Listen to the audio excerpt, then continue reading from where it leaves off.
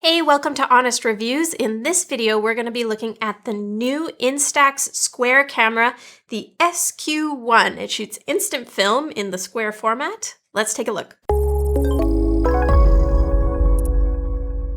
Okay, so before we dig in, a few quick stats.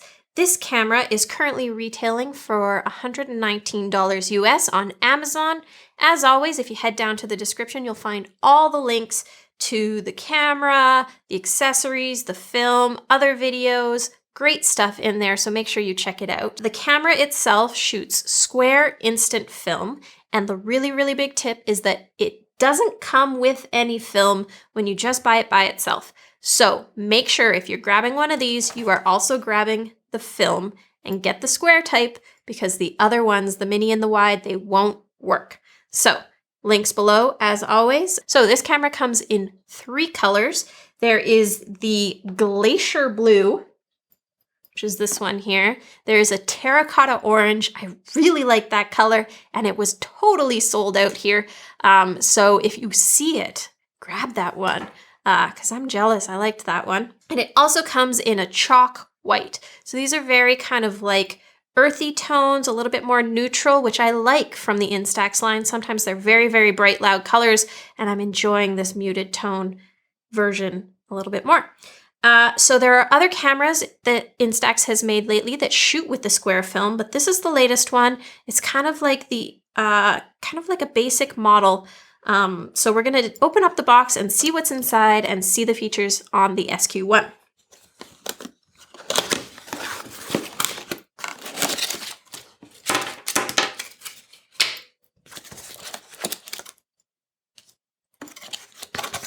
All right, obviously there's always manuals. I'm going to be doing an ultimate guide to shooting with this camera in another video, so make sure to subscribe so you can get all the tips on how to use it so you don't waste that precious film. All right, so this is what we're looking for. Here's the camera itself. Very cool design. I'll dig into that more. First, let's finish seeing what's inside. There's a bunch of papers hiding in here. A thumb grip attachment, that's what that is. So it doesn't come with a lot. As you can see, you get the camera, you get the wrist strap, which will attach to either one of these little black things on the side. If you want tips on how to attach that, it's pretty simple, but I can walk you through that in the Ultimate Guide video, so check that out. This camera uses CR2 batteries, and very nicely, Fuji includes them, which I always like. So you have those, you don't need to buy any batteries. And then this is a thumb grip attachment. There's a piece of paper there that explains it, but basically if you want extra grippiness, you can put that right there and just stick that on. So that's what that is. But otherwise, that's it in the box. And like I said, no film, so make sure you buy that in addition. All right, let's take a look at the camera itself and go over some of the features. Design-wise, I think this might be my favorite camera from Fujifilm in terms of just the aesthetic. It is cool. It kind of has like a modern but retro vibe that they've just nailed perfectly. Yeah, this is just kind of my style, and the colors are really nice. I love the black and blue contrast. That's a fave color combo for me, so I'm loving that. This is a sticker, by the way. You can take that off. It's just showing you that this is how you turn it on and change to selfie mode. So there's a built-in flash with this camera. There aren't any modes that you can change, so it's going to decide the exposure for your images and whether or not that flash goes off. On the front here, these are the sensors for the flash and the exposure, so you always want to make sure you're not covering those up. This is the selfie mirror for when you're doing a selfie. You can compose with that. You've got your shutter button here. This is the flash indicator light, so that will show you if the flash is ready to fire. This is your viewfinder that you look through here. On the back here, this is where our film goes in. So here's our little latch to open up. This is where we put the film in. And you've got this is going to show you if you have film in there, you'll see a little yellow mark on the film pack.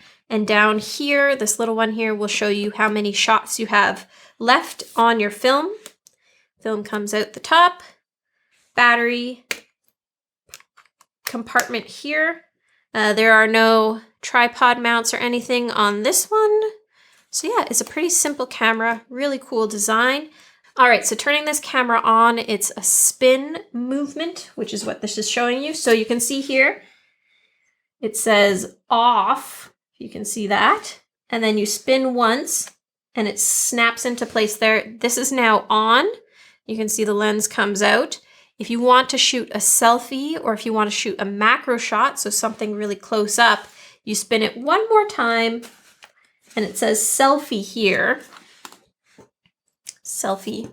And so now the lens has moved out even more. I'll show you that again. This is on and then selfie. The lens moves out a little bit and now you're ready to shoot a selfie like this. And you can use that little mirror to compose it. So that's nice that that's all built in. You don't need to carry any extra selfie lenses like you used to in the old days. So yeah, that's how that works. It's pretty simple and you just turn it off by spinning it back the other way. One thing I will mention about this camera is it has an electronic shutter that goes up to 1/400th of a second, which is really nice.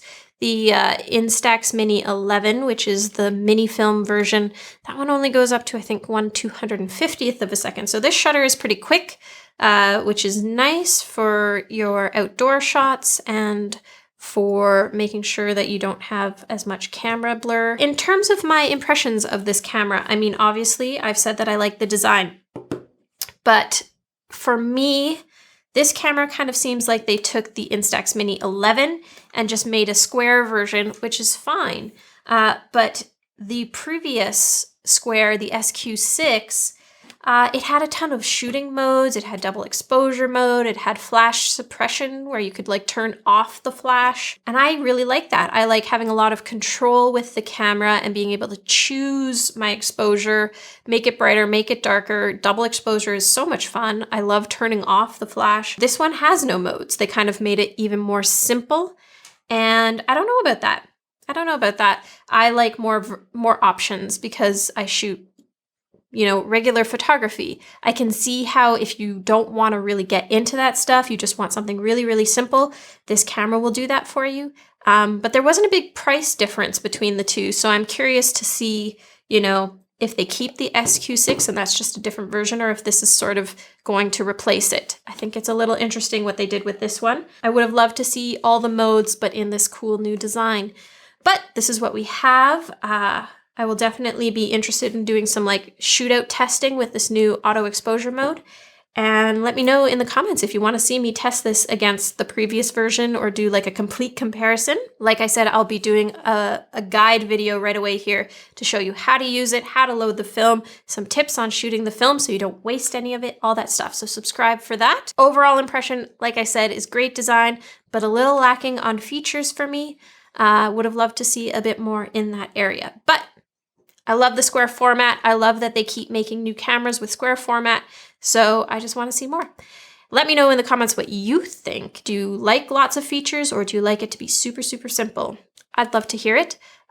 Give me a thumbs up if this was fun for you, if you enjoyed it. And subscribe for a lot more instant film camera stuff. We'll be going even further, so you'll want to stick around. Thanks so much for watching, and I'll see you in the next video.